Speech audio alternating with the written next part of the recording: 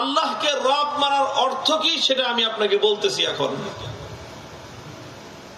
মুহতারাম হাজিরিন, আমি আল্লাহর নবীর একটা হাদিসের উদ্ধৃতি দিই আপনাদের সামনে যে আল্লাহকে রব মানার অর্থ কি। হযরতে আদী ইবনে হাতেম রাদিয়াল্লাহু তাআলা আনহু, হাতেম তাইর নাম শুনেছেন আপনারা? জি। কি বখিল মানুষ ছিল? না। তাহলে কি ছিলেন? দাতা। পৃথিবীর ইতিহাসে দানবীর হিসেবে একক নাম যার কিংবদন্তি হয়ে আছে সেই নামটা হলো হাতেম তাই।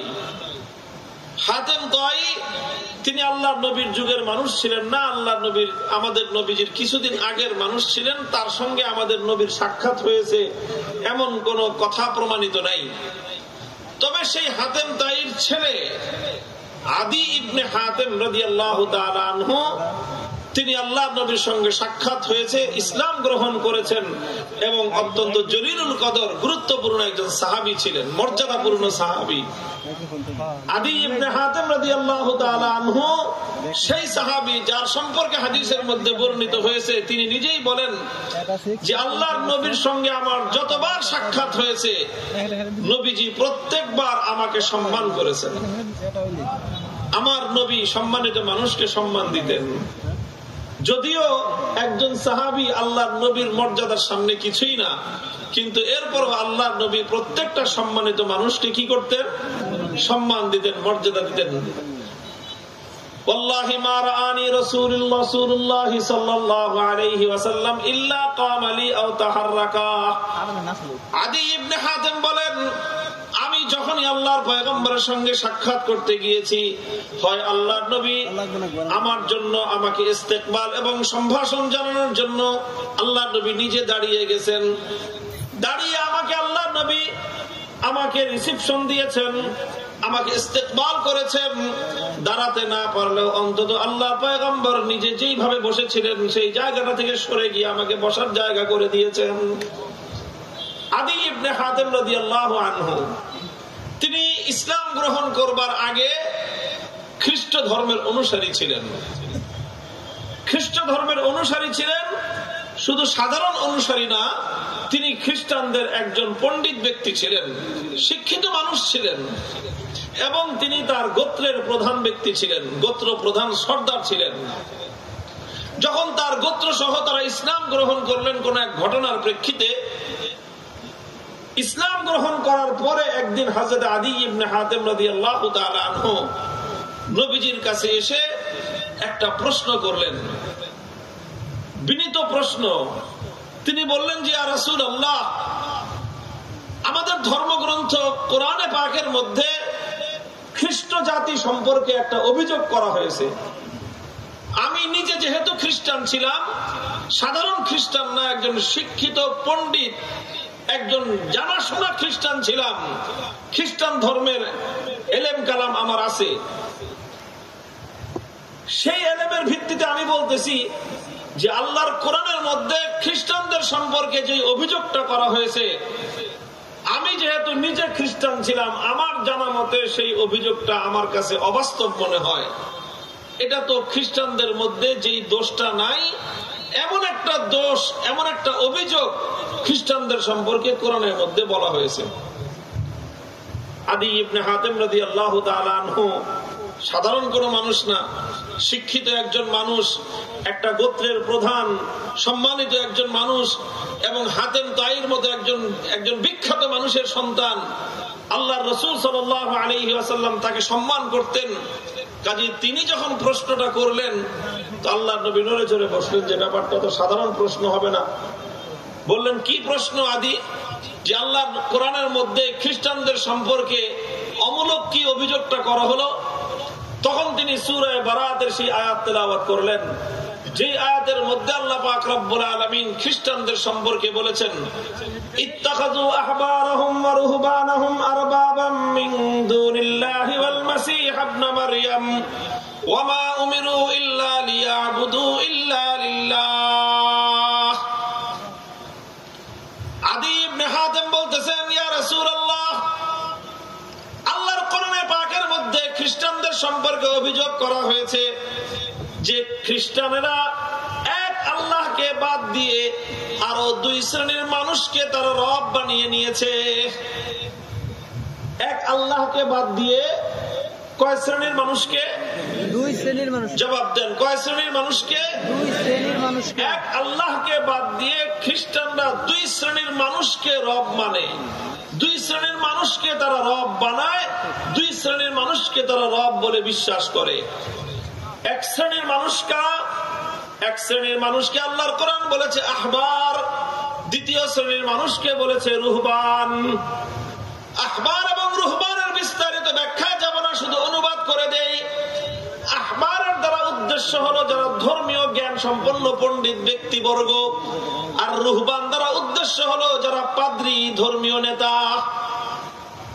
অর্থাৎ তারা তাদের ধর্মের মধ্যে যারা জ্ঞানী সম্প্রদায়। বর্তমান আমাদের প্রচলিত বাংলার পরিভাষায় বলতে গেলে সুশীল সমাজ। আরেকটা হলো রুহবান, যারা পাদ্রী, ধর্মগুরু। এক হলো তাদের মধ্যে যারা ধর্মীয় পণ্ডিত, আর এক হলো তাদের মধ্যে যারা ধর্মগুরু। এই দুই শ্রেণীর মানুষকে তারা কি বানিয়েছে? কি বানিয়েছে? রব বানিয়েছে। কি বানিয়েছে? রব বানিয়েছে। এটা কে বলতেছেন? কে বলতেছেন? কাদের সম্পর্কে বলতেছেন? খ্রিস্টানদের সম্পর্কে। এখন একজন সাবেক খ্রিস্টান, প্রাক্তন খ্রিস্টান, তিনি এসে বলতেছেন যে ইয়া রাসূলুল্লাহ, খ্রিস্টানদের সম্পর্কে আল্লাহর এই অভিযোগটা, কোরআনের এই অভিযোগটা তো বাস্তবসম্মত না। কেন বাস্তবসম্মত না?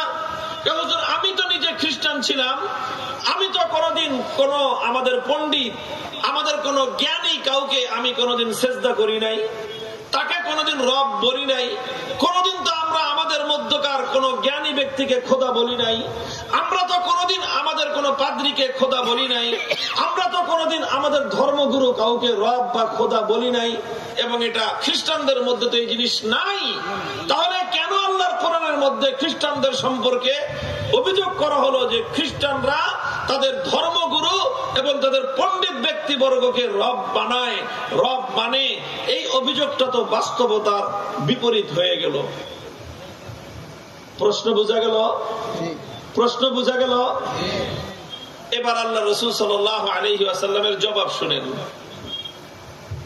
আল্লাহ রাসূলের জবাব বিভিন্ন হাদিসের কিতাব, বুখারী, মুসলিম, আবু দাউদ সহ বিভিন্ন হাদিসের কিতাবের মধ্যে এই হাদিসটা বিভিন্ন আঙ্গিকে বর্ণিত হয়েছে। শব্দের পার্থক্য আছে, কিন্তু মূল বিষয় একটাই। কোন কোন বর্ণনার মধ্যে এসেছে তখন আল্লাহর নবী আদি ইবনে হাতেমকে পাল্টা আরেকটা প্রশ্ন করলেন। বললেন, ঠিক আছে আদি, তুমি তো বললা যে তোমরা নাকি তোমাদের পণ্ডিতদেরকে আর তোমাদের পাদ্রীদেরকে রব বলো নাই। আচ্ছা, একটা প্রশ্নের জবাব আমাকে দাও। আলাস্তুম হারামতুম মা হারামু ওয়া আহলালতুম মা আহাল্লু। তোমরা আমাকে জবাব দাও তো দেখি, তোমাদের খ্রিস্টানদের মধ্যে এমন কোন রীতি ছিল কিনা যে আল্লাহ পাক রব্বুল আলামিনের পক্ষ থেকে নাজিলকৃত কোন বিধান, আল্লাহর কোন হুকুম যখন তোমাদের মনোপুত না হতো, কোনো ভালো না লাগতো, কঠিন মনে হইতো, যেই বিধানটাকে আল্লাহ পাক রব্বুল আলামিন তোমাদের জন্য অবধারিত করে দিয়েছেন, অপরিহার্য করে দিয়েছেন, ফরজ করে দিয়েছেন, যখন তোমাদের কাছে মনে হলো এই বিধানটা পালন করা অনেক বেশি কঠিন, এটা এখন আর সম্ভব না, তখন তোমাদের পাদ্রী আর তোমাদের পণ্ডিত ব্যক্তিবর্গ একত্রে বসে তারা আলোচনা পর্যালোচনা করে একটা সিদ্ধান্ত ঘোষণা করে দিত যে এখন থেকে আল্লাহর এই হুকুমটা আর পালন করা প্রয়োজন নাই, এখন থেকে আর এই হুকুমটা পালন করার প্রয়োজন নাই। যখন তারা সম্মিলিত ভাবে তোমাদের ধর্মের মধ্যে এইরকম কোন একটা ঘোষণা দিয়ে দিত, তখন তোমরা গোটা খ্রিস্টান জগৎ জিন্দাবাদ স্লোগান দিয়ে বলতা, ঠিক আছে, আমাদের পণ্ডিত আর পাদ্রীরা যখন বলল যে ধর্মের এই বিধান এখন থেকে আর পালন করতে হবে না, এটা পরিবর্তন হয়ে গেছে, তখন তোমরা তাদের বিধানটাকে, তাদের এই সার্কুলার তোমরা মেনে নিয়ে আল্লাহর পক্ষ থেকে নাজিলকৃত বিধানকে তোমরা বাতিল করে দিতে। এমন বিষয় ছিল। অথবা কোন একটা বিষয়কে আল্লাহ পাক পাক নিষিদ্ধ ঘোষণা করে দিয়েছেন যে এই কাজটা করা যাবে না। এরপরে তোমাদের পাদ্রী আর তোমাদের পণ্ডিতরা মনে করলো যে এই কাজটা থেকে এখন বিরত থাকা তো অনেক কঠিন, কাজে এখন সকলে আমরা সম্মিলিত হয়ে মিলেমিশে আমরা এখন একটা কাজ করি যে এটা নিষেধাজ্ঞা আমরা তুলে দেই। তখন তারা নিষেধাজ্ঞা তুলে দিয়ে একটা সার্কুলার জারি করে দিত যে এখন থেকে খ্রিস্টানদের জন্য আর এই নিষেধাজ্ঞা বলবৎ থাকবে না। এই ঘোষণা আসার পর থেকে গোটা খ্রিস্ট জগৎ পণ্ডিত এবং পাদ্রীদের পক্ষ থেকে তুলে দেওয়া নিষেধাজ্ঞা মেনে নিয়ে যে বিধানটাকে আল্লাহ পাক নিষেধ করেছিলেন তারপর থেকে তোমরা সেই বিধানটাকে বৈধ মনে করে সেই কাজ করতে। এরকম কোন বিষয় কি তোমাদের মধ্যে ছিল? আদি ইবনে হাতেম বলেন যে হ্যাঁ ইয়া রাসূলুল্লাহ, এটা তো অহরহ। এরকম অনেক ঘটনা আমাদের মধ্যে আছে যে আগে একটা জিনিস হালাল ছিল, বৈধ ছিল, আমরা মিলেমিশে সকলে সম্মিলিত একেবারে ফুল কোরামে সংসদে সকলে মিলে ওটাকে পরিবর্তন করে দিছি, এরপর থেকে সেটা অবৈধ হয়ে গেছে। অথবা আগে আল্লাহর বিধানের মধ্যে সেটা অবৈধ ছিল, এরপরে আমাদের জাতীয় সংসদে সম্মিলিত ভাবে ঐক্যবদ্ধ ভাবে ভোটাভুটিতে পাশ হয়েছে যে এটা এখন থেকে আর অবৈধ নাই, বৈধ। এরপরে আমাদের গোটা জাতি সেটাকে বৈধ বলে মেনে নিয়েছে। এরকম বিষয় আমাদের ধর্মের মধ্যে ছিল। এবার রাসূল সাল্লাল্লাহু আলাইহি ওয়াসাল্লাম জবাব দিলেন, হে আদি ইবনে হাতেম, মনে রাখো শুধুমাত্র নামাজ পড়ে আল্লাহর দরবারে সিজদা করার নামই ইবাদত নয়, শুধুমাত্র গায়ের মধ্যে সেই ইহরামের কাপড় বেঁধে আল্লাহর ঘর তাওয়াফ করার নামই শুধুমাত্র ইবাদত নয়, শুধুমাত্র আল্লাহ আল্লাহ তাসবিহ জপনার নামই ইবাদত নয়, শুধুমাত্র আল্লাহর নামে মান্নত করার নাম ইবাদত নয়, শুধুমাত্র আল্লাহর নামে যাকাত দেওয়ার নাম ইবাদত নয়, শুধুমাত্র আল্লাহর নামে কুরবানি করার নাম ইবাদত নয়, বরং সবচেয়ে বড় ইবাদত হলো এই মহাবিশ্বের মধ্যে কোনটা বৈধ হবে সেটা নির্ধারণ করে দিবেন আল্লাহ, মহাবিশ্বের মধ্যে কোনটা অবৈধ হবে সেটাও নির্ধারণ করে দিবেন আল্লাহ।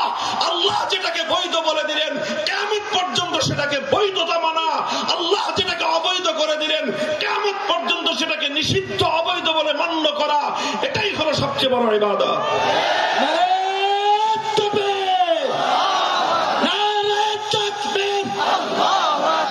ইসলামের শত্রুরা, ইসলামের শত্রুরা মুহতারাম হাজিরিন, এটা একটা ছোট্ট হাদিস।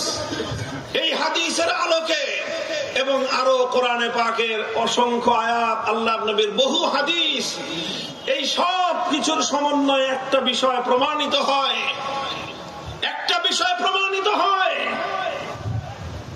আসমান এবং জমিনের মালিক কে? মানুষের সৃষ্টিকর্তাকে। সৃষ্টি সূত্রে এই মানুষের মালিক কে? এই মানুষের জন্য কোনটা বৈধ সেটাও নির্ধারণ করে দিবেন কে? মানুষের জন্য কোনটা অবৈধ সেটাও নির্ধারণ করে দিবেন কে? এই যে বৈধ এবং অবৈধতা নির্ধারণ করা, এর এক শব্দে বাংলায় বলা হয় বিধানদাতা। এক শব্দে কি বলা হয়? বিধানদাতা। তো একমাত্র মহাবিশ্বের মধ্যে চূড়ান্ত ভাবে বিধান দেওয়ার মালিক কে? কোনটা হালাল বলে দিবেন কে?